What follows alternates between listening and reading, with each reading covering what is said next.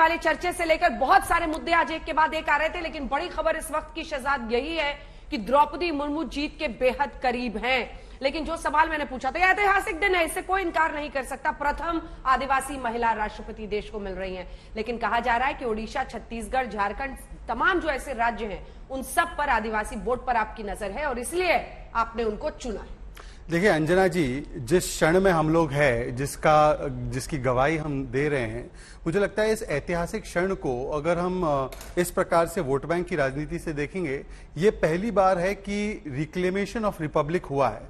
परिवारवाद से हटकर आज परफॉर्मेंस के आधार पर, और हाँ, प्रतिनिधित्व भी लोकतंत्र में महत्वपूर्ण होता है, परंतु परफॉर्मेंस हैज रिप्लेस्ड परिवारवाद। चाहे वो पद्मा अवार्ड्स हो, चाहे वो एक चाय वाले की पृष्ठभूमि से आने वाला प्रधानमंत्री हो जो सबसे ऊंचे संवैधानिक ओहदे पर, एग्जीक्यूटिव ओहदे पर बैठता है, या चाहे वो एक गरीब पृष्ठभूमि, सामाजिक आर्थिक चुनौतियों का सामना करते हुए एक द्रौपदी मुर्मू जी जैसी एक व्यक्ति हो जिन्होंने व्यक्तिगत चुनौतियों को भी लांग कर, जिस प्रकार से वो 2 बार विधायक रही, वो सबसे बेस्ट विधायक रही, नीलकंठ अवार्ड मिला उनको। क्या वो प्रतिनिधित्व के तौर पर था या परफॉर्मेंस के आधार पर था? वो एक मंत्री बनी, मंत्री के रूप में जिस प्रकार से उन्होंने देश के लिए सेवा की, प्रदेश के लिए सेवा की, एक भी रुपए का आरोप उन पर नहीं लगा। उसके बावजूद एक सेकंड मैं उसमें आ रहा हूं।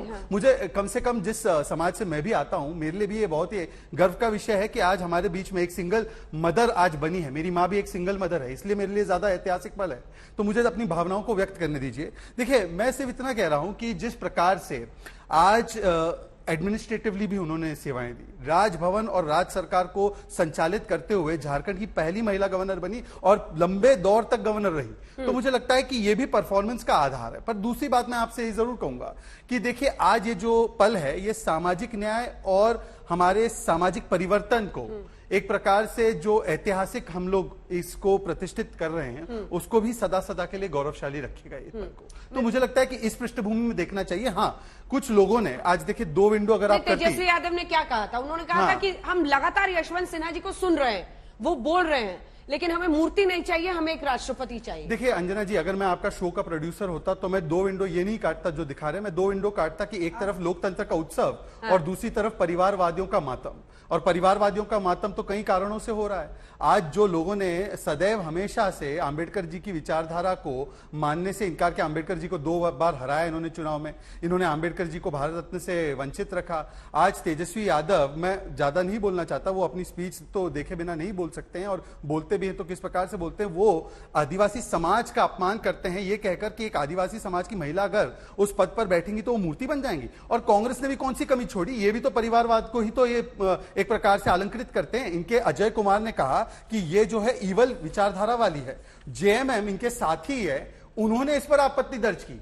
उन्होंने कहा, ये देखिए, ये जेएमएम के विधायक है 7 बार के, उन्होंने कहा कि हम इस बयान का खंडन करते हैं, हम इसके विरोध में, और जेएमएम ने हमें सपोर्ट भी किया, द्रौपदी मुर्मू जी को सपोर्ट भी किया। तो जो परिवारवाद जिनका केवल एक उनका अलंकार परिवारवाद होता है, परिवार तंत्र होता है, वो लोकतंत्र के खिलाफ इस प्रकार के अपमान। रागिनी जी, अब दोनों बिंदुओं का जवाब दीजिएगा कि एक तो वो कह रहे हैं कि टीएमसी से लेकर कांग्रेस सब आदिवासी विरोधी हैं, आप लोग सिर्फ उनके साथ नाच लेते हैं, लेकिन जब उनको सशक्तिकरण का वक्त आता है तो हाथ खींच लेते हैं। दूसरा सवाल, क्या विपक्ष जो लामबंदी कर रहा था यशवंत सिन्हा को आगे करके, उसमें आप पूरी तरह से फ्लॉप हो गए? बड़े बड़े दिग्गज, जेएमएम, शिवसेना, सब फिसल गए। अंजना जी, सबसे पहले तो जैसा कि आपने कहा कि आज एक बड़ा दिन है, एक ऐतिहासिक लम्हा है, तो सबसे पहले मैं द्रौपदी मुर्मू जी को बधाई देना चाहती हूँ, हार्दिक शुभकामनाएं देना चाहती हूँ, न सिर्फ इस देश की पहली आदिवासी महिला राष्ट्रपति बनने के लिए, बल्कि एक बहुत ही अच्छे सशक्त कार्यकाल के लिए भी, जिसमें कि महिलाओं और आदिवासियों के अधिकारों की लड़ाई को और सशक्त तरीके से लड़ती हुई वो भी दिखाई दे, हमारे देश की सरकार भी दिखाई दे, जो कि अभी तक पिछले 8 सालों में नहीं हुआ है। परिवारवाद का इल्जाम लगा रहे हैं, जसवंत सिन्हा के बेटे तो भारतीय जनता पार्टी में ही है। बहुत सारे ऐसे नेताओं के नाम मैं गिना सकती हूं जिनके बेटे बेटियां भारतीय जनता पार्टी में हैं। तो ये 2 धारी तलवार है, इसे कांग्रेस पार्टी पर चलाने की जितनी कोशिश करेंगे, मुझे लगता है उतना ही घात और प्रहार इन पर भी होगा। अब 2 प्रश्न आपने मुझसे पूछे, मैं उनका जवाब देती हूं। सबसे पहली बात, मैं समझती हूं कि ये लोकतांत्रिक और संवैधानिक अधिकार है कि हम किसी भी चुनाव में एक प्रत्याशी के सामने दूसरा प्रत्याशी रखें।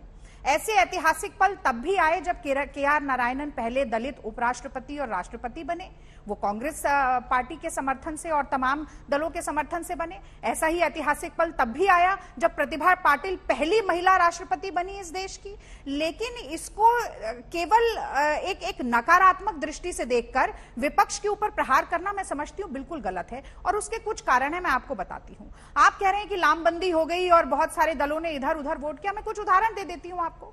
भाई, नीतीश कुमार जब प्रणब मुखर्जी को वोट देते हैं तब वो भारतीय जनता पार्टी के साथ होते हैं, और जब वो कोविंद जी को वोट देते हैं तब वो राजद और कांग्रेस के साथ होते हैं। बहुत सी बार जाति के, प्रदेश के, क्षेत्र के, भाषा के बहुत सारे समीकरण होते हैं जिनको देखकर खासतौर से क्षेत्रीय दल इस तरीके से वोट का आदान प्रदान करते हैं। एक सवाल आपसे करूं?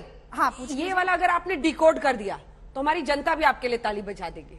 जगदीप धनखड़, जिससे हमेशा ममता बनर्जी की लड़ाई होती थी, वो उपराष्ट्रपति के उम्मीदवार बने हैं, और अब मार्गरेट आल्वा, जिनका नाम आपने घोषित कर दिया, उसकी वजह से ममता बनर्जी कह रही है कि हम तो विपक्ष वाले मार्गरेट आल्वा के साथ नहीं है, वो जगदीप धनखड़ को स्वीकारने को तैयार हो जा रही है उपराष्ट्रपति चुनाव। अंजना जी, इसको डिकोड करिए। नहीं, मैं ये क्या हुआ? नहीं, देखिए, मैं तो साधारण सी बात आपसे कह रही हूं कि जब एक प्रत्याशी सामने आता है, जरूरी नहीं है कि 100% सहमति विपक्ष की या 100% सहमति सत्ता पक्ष की भी उस प्रत्याशी के हक में बन जाए। आपने टीएमसी से क्यों नहीं बात की? नहीं, ये कैसी बात? अब ये यशवंत सिन्हा के लिए आपने बात की, इसमें मैं तो नाराज हो गई, ब्रेकिंग चलाइए, बता रही हूँ, अभी वाली ब्रेकिंग चलाइए। अंजना जी, मैं तो आपसे कह रही हूं कि मैंने आपको उदाहरण देके बताया। अब आप कहें कि मोदी जी ने नीतीश कुमार जी से बात क्यों नहीं की थी, या कांग्रेस की बिना बात किए वो क्यों तैयार हो गए थे प्रणब मुखर्जी जी को वोट देने के लिए, तो मैंने आपको बताया कई ऐसे समीकरण रहते हैं। कई बारी कुछ व्यक्तिगत समीकरण या खटपट या मनमुटाव भी हो सकता है जिसके कारण कोई वोट नहीं देना चाहता।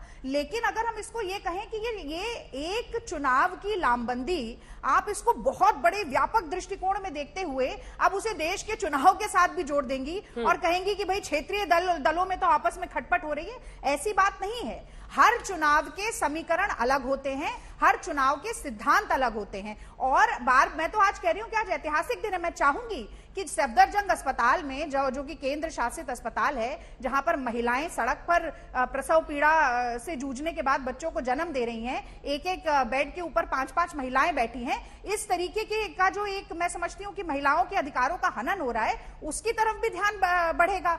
जिस तरह से मध्य प्रदेश में एक आदिवासी महिला को जलाया गया, मैं चाहूंगी कि इसका संज्ञान लें और त्वरित कार्रवाई ऐसे प्रदेशों में भी हो जहां पर भारतीय जनता पार्टी की सरकार है। देखिए, बहुत कठिन है डगर पनघट की।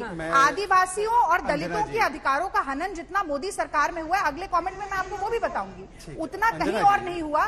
इसीलिए मुर्मू जी के ऊपर मुझे लगता है बहुत ज्यादा दबाव भी रहेगा।